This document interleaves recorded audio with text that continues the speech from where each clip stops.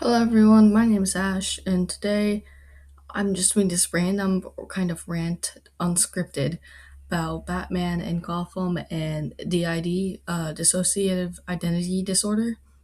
Um, so, forewarning, just so you guys know, I'm not a professional psychologist. I am I'm trying to become a psychologist or like studying to become one, but I'm not like nowhere near. I'm also haven't done like this is unscripted. I haven't done like a huge amount of research on DID, but I feel like I have a pretty good grasp more than like regular people. But anyway, so I'm just gonna talk about DID. If you don't know DID, dissociative this oh my god, identity disorder. It's a disorder someone has usually um when a traumatic event happens, their personality can split into a system. It can range from 2 to like 13 to like I'm not quite sure what the biggest amount of alters, which is what each kind of separate personality can be a limit to, but they're all different and stuff. So one thing I've noticed in like Batman series and like there are a lot of characters with DID, and I really love it. Personally, my second favorite Batman villain of all time is Harvey Dent, and they have DID, and they are a DID system along with like Scarface, and honestly, possibly like Batman, but like maybe not too much. I have to do more research because Batman doesn't really have a like DID system, more of a kind of identity disorder, maybe not dissociative. I'm not sure, but the like different persona of Batman versus Bruce Wayne. Batman being kind of the protector of the system. Like if they were a DID system, which I don't think they are. Um, Anyways, right now I was reading Dark Patterns, which is really good. It's like personally I like it better than The Long Halloween. Don't kill me for that. And it's right. I just finished reading the one if Scarface, I think. And it was just so interesting to me how DID is represented in Batman and like stuff because DID in general is really like interesting for me. It's a really cool thing, and it would maybe be something I would specialize once I become an actual psychologist.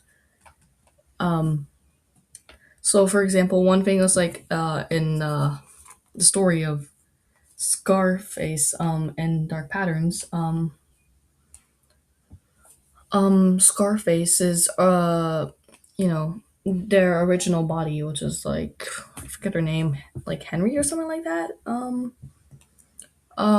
They basically kind of manifested their Scarface alter onto someone else, which was like the girl. Oh, hold on, let me go back.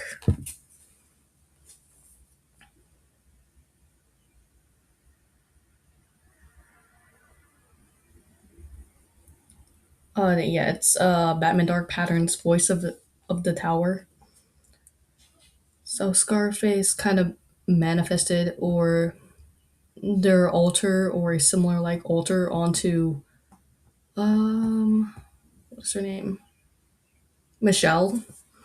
Probably I haven't heard of alters being passed around to people, but since they were in similar situations that trauma created Scarface, um uh like so Scarface probably groomed like Michelle into developing a Scarface 2 basically personality. Another thing is that in one point in the thing, Scarface also manifests themselves onto the building that they're living in the apartment. It's very interesting because as far as I know, I think Scarface is basically they're the original host body. I don't really know the human. They they grew up in the building as like a timid child who experienced a traumatic event. So as a result of that, Scarface kind of emerged as a protector kind of DID, which is like there's different roles of a DID system usually. That's why they split. So Scarface was basically like an offensive system to protect their host's body. And it was manifested first. I think it was on a doll, but like their parent or someone destroyed the doll, so they later became a good ventriloquist and kind of put their internal thoughts with Scarface onto the ventriloquist like puppet, which would have had some emotional like connection. And so they lived in the building, so they also had some emotional connection to like the building, which is why I think it's possible for Scarface to manifest onto the building. So that's really cool. Again, sorry if I'm not explaining this really well. I'm literally just ranting about this because I'm so excited about this. Uh, and I haven't talked much about Harvey Dent, but also, so for Harvey Dent, slash Two Face, their Two Face personality, alter emerged when the acid was thrown in them. So they were already like kind of facing a imbalance, kind of. They were very angry with the law and wanted like people to actually face the law how it is. They view justice as a kind of like God, basically. But they still had to abide the laws. They couldn't kill people or whatever. So when Two Face emerged as a personality, Two Face was more of the protector, and was willing to break the law as a result of it. And what's the thing? And I was reading another thing, Dark Victory, which is basically right after the Long Halloween, where Batman's still looking after Two Face slash Harvey Dent and is trying to realize what his friend basically turned it into, and is still denying that like Two Face is a thing and as dumb as a system has murdered people. Um, and so the imbalance between them is quite interesting, and I've like yeah, DID in real life, a DID system it's not like complete opposites. Like one that one's not like super law abiding, nice and kind. The other one's usually not like super aggressive and law breaking like criminal evil supermind. But like I still think the writers did a good representation of DID. That's just speaking from me, from my experience researching DID systems. I actually do not have a DID. I don't even know anyone with DID system as far as I am aware.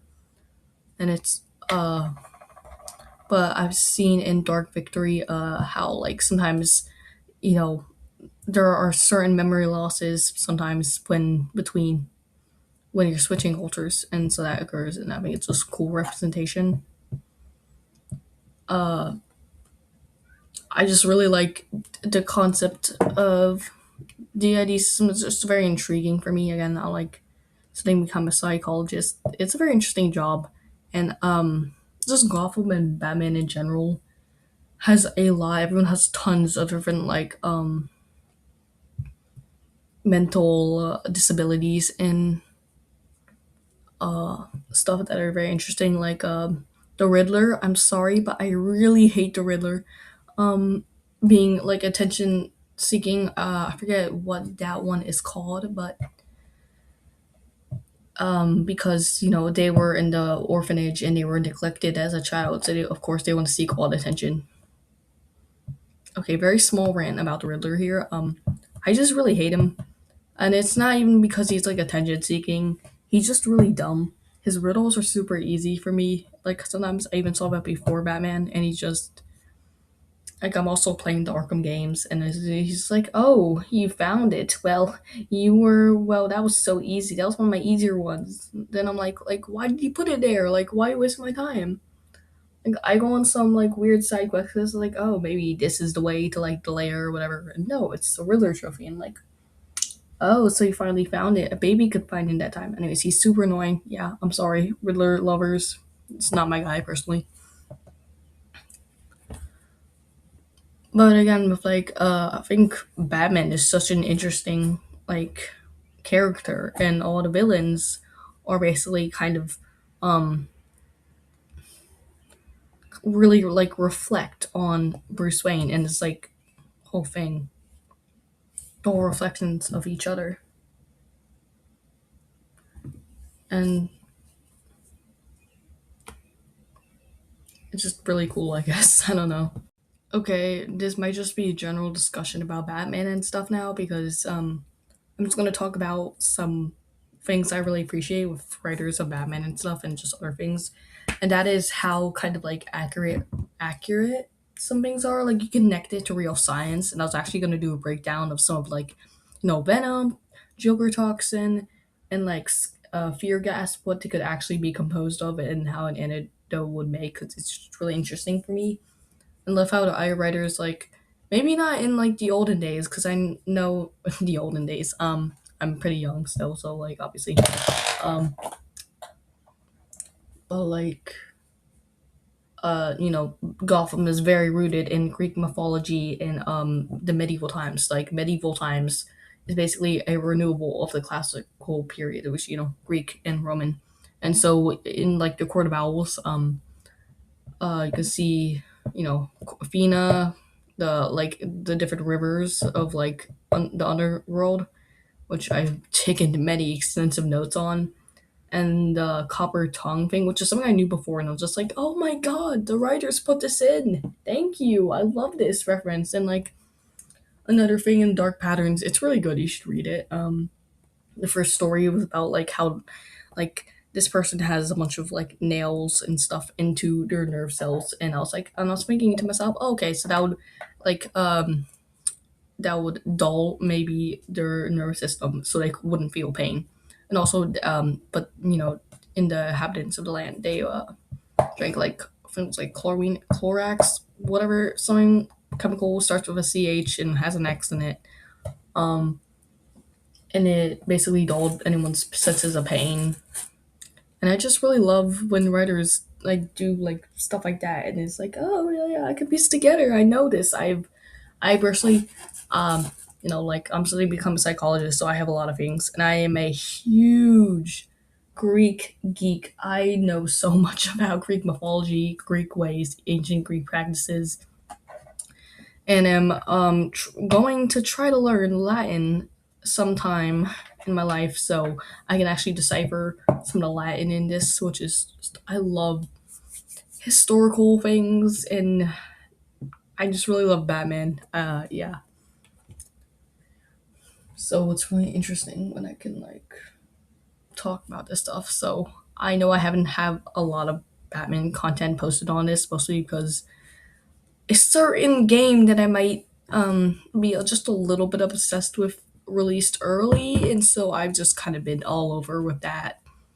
But I do have Batman videos with a more like an actual scripted thing with DID, along with different mental disorders and science and like discussions and about different comics. And I really love Batman. You should go read Batman if you haven't already. And yeah, thanks to listening to my unhinged rant.